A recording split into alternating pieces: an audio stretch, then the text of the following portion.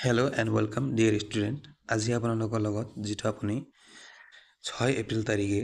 যেটো written exam অনুষ্ঠিত হৈছে আসাম পুলিচ ABOB APRO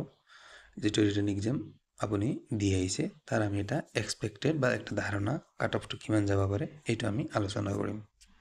চাওক এতিয়া কুৱেশ্যনটো আপোনালোকৰ কেনেকুৱা আছিল কুৱেশ্যন আপোনালোকে যদি প্ৰিভিয়াছ ইয়াৰ কুৱেশ্যন যদি ফলো কৰি যায়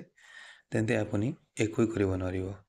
কিয়বা প্ৰিভিয়াছ ইয়াৰ কুৱেশ্যনৰ লগত এটাও মিল খোৱা নাই আমি যোৱা কুৱেশ্যনত দেখিব পাইছোঁ যে কাৰেণ্ট এফেয়াৰ্ছৰ পৰা বহুত কেইটা কুৱেশ্যন দিছে যেনেকৈ কোন দেশে ষ্টেণ্ডাৰ্ড মিছাইল সুৰজ পৰ্টেল আৰু AI নগৰ এইবিলাক সকলো কাৰেণ্ট এফেয়াৰ্ছ হয় আৰু আপুনি দেখিব পাইছে যে ব্লাড ৰিলেশ্যনৰ এবাৰ কুৱেশ্যন দেখা পোৱা নাই তাত আপোনালোকে পাৰ্টনাৰশ্বিপৰ এটা মেথছৰ কুৱেশ্যন দেখিব পাৰিছে আৰু ষ্টেটমেণ্ট এণ্ড কনক্লুজন পৰা এটা কুৱেশ্যন দেখিব পাৰিছে আৰু কম্পাউণ্ড ইণ্টাৰেষ্টৰ পৰা আপুনি যদি SI পৰীক্ষা যেটো অনুষ্ঠিত হৈছিল ইয়াৰ আগত যদি এই কুৱেশ্যনটো চাই তেতিয়া আপুনি এই কুৱেশ্যনটো সহজ আছিল তাতকৈ টান আমাৰ এবাৰ ABOBৰ বহুত টাফ কুৱেশ্যন দিছে এবাৰ ABOBৰ মই যেটো ষ্টুডেণ্টক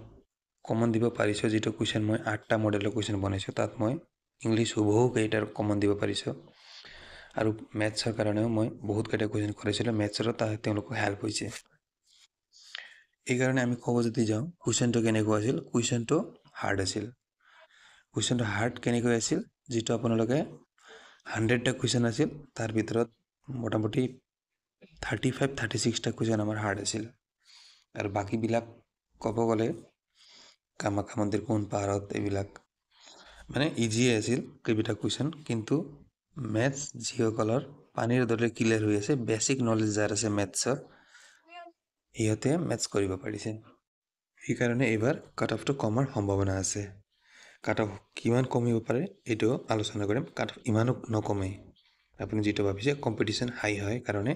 কাট অফটো ইমানো নকমে কিন্তু অলপ হলেও কমাৰ চান্স আছে ইয়াৰ পিছত আপোনালোকৰ ৰিটেন এক্সাম 50 মাৰ্কৰ হৈ গ'ল ফিজিক্যাল 40 মাৰ্কৰ আছিল আৰু যেটো একাডেমিক 5 মাৰ্কেট যেটো পাবা আপোনাৰ ডকুমেন্টছ ভেৰিফিকেশনত যাৰ মাৰ্ক ভাল আছে তাৰ পিছত আপুনি অৰলত বহিব পাৰিব অৰলত আপোনাৰ 5 মাৰ্ক থাকিব এতিয়া আমি আলোচনা কৰিম যে কাট অফ কিমান যাব পাৰে চাওক এটা ধাৰণা যেটো আপোনালোকে কাট অফটো চাই গালি দিব তথাপি মই কাট অফটো দি আছো যে জেনাৰেল মেলৰ আমাৰ 35 পৰা 37 ৰ ভিতৰতে থাকিব 37 ৰ আপ নাযায় কিয়বা কুৱেশ্যন হাৰ্ড আছিল এই কাৰণে এইটো এক্সপেক্টেড কাট অফ হয় 37 লৈকে আপুনি ধৰিব পাৰে 35 ৰ পৰা OBC মেলৰ আমাৰ 33 পৰা 35 আপ নাযাব এইটো খাটাং হয় SC মেল ক্যান্ডিডেটসকলৰ 30 ৰ পৰা 32 লৈকে 32 ৰ আপ নাযাব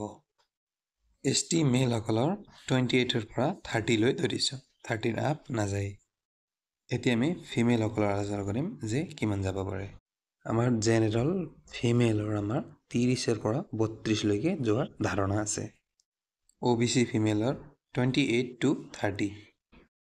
SC ফিমেল ক্যান্ডিডেটসকলৰ 25 to 27 ST ফিমেলসকলৰ 23 ৰ পৰা 25 ইয়ালৈকে যোৱাৰ সম্ভাৱনা আছে আমাৰ ফিজিক্যালৰ পৰা 40 মাৰ্ক ৰিটেনৰ পৰা 50 মাৰ্ক একাডেমিকৰ পৰা 5 মাৰ্ক ভাইবা আৰু অৰালৰ পৰা 5 মাৰ্ক টোটাল আমাৰ 100 মাৰ্ক আছে 100 মাৰ্কৰ এক্সাম হয় 100 মাৰ্কৰ পৰা আপুনি কিমান পালে কোৱালিফাই হ'ব তাৰ পিছত আপোনাক ফাইনাল মেৰিট লিষ্টত আপোনাৰ নাম আহে নাহে তাৰ ওপৰত ভিত্তি কৰি আপোনাৰ সিলেকশন লোৱা হ'ব অৰালত যোৱাৰ কাৰণে আপোনাৰ ৰিটেন এক্সাম ভাল হ'ব লাগিব তাৰ পিছত আপুনি অৰালত বহিব পাৰিব তেন্তে গাইস এইটো আছিল আমাৰ ভিডিও কেনেকুৱা লাগিল লাইক আৰু সাবস্ক্ৰাইব কৰি দিব থ্যাংক ইউ সো মাচ